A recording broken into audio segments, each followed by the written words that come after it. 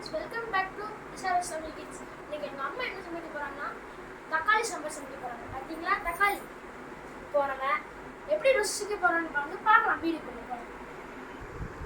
தக்காளி சாம்பாருக்கு தேவையான இன்க்ரீடியன்ட்ஸ் 5 தக்காளி, 1/4 மூடி தேங்காய், கொஞ்சம் பொட்டுக்கடலை, 3 காஷ்மீர் மிளகா, கொஞ்சம் லவங்கம், பட்டை, சோம்பு 1 ஸ்பூன், சீரகம் 1 ஸ்பூன், கறி மசால் 2 ஸ்பூன், மஞ்சத்தூள் 1 ஸ்பூன், மல்லித்தூள் 2 ஸ்பூன், உப்பு தேவையான அளவு, ஒரு மீடியம் சைஸ் வெங்காயம், பெரிய வெங்காயம், கருவேப்பிலை கொஞ்சம், மல்லித்தலை கொஞ்சம்.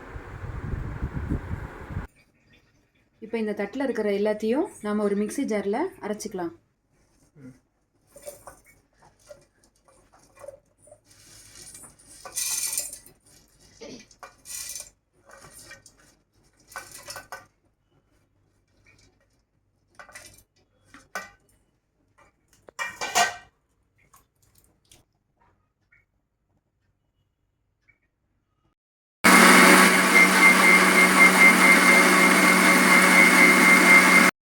இந்த அளவுக்கு நம்ம எல்லா மசாலையும் அரைச்சி எடுத்து வச்சுக்கலாம். இப்போ கடாய் நல்லா சூடாயிடுச்சு. இப்போ நம்ம கொஞ்சம் எண்ணெய் போட்டுக்கலாம். இப்போ எண்ணெய் நல்லா சூடாயிடுச்சு. இப்போ முதல்ல கருவேப்பிலை கொஞ்சம் போட்டுக்கலாம். இப்போ வெங்காயத்தை போட்டுக்கலாம்.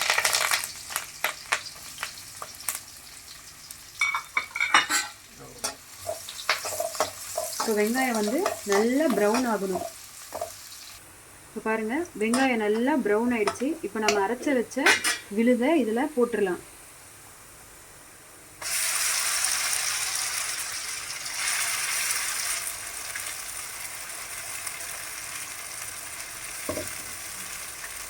கொஞ்சம் தண்ணி ஆட் பண்ணிக்கலாம்.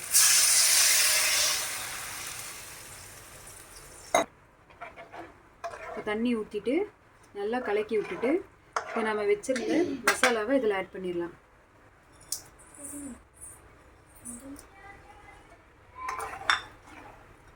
இப்போ இது நல்லா கொதிச்சு வரணும். இப்போ பாருங்கள் ஃப்ரெண்ட்ஸ், நல்லா சாம்பார் கொதிக்க ஆரம்பிச்சிருச்சு. இப்போ நம்ம தோசை மாவு ஒரு கரண்டி இதில் போட்டுட்டு நல்லா கலக்கி விட்டுருங்க. அப்போ தான் கொஞ்சம் டேஸ்ட்டு நல்லா இருக்கும். சாம்பார் நல்லா திக்காகவும் வரும்.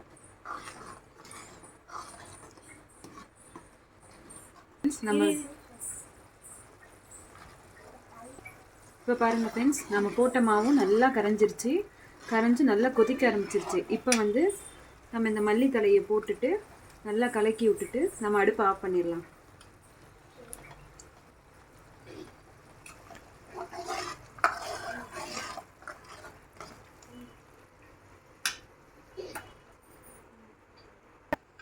அவ்வளோதான் ஃப்ரெண்ட்ஸ், சுவையான தக்காளி சாம்பார் ரெடி.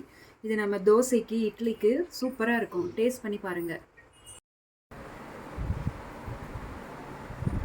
தோசையும் தக்காளி சாம்பாரும் ரெடி ஆயிடுச்சு. வாங்க இப்போ நம்ம சாப்பிட்டு பார்க்கலாம்.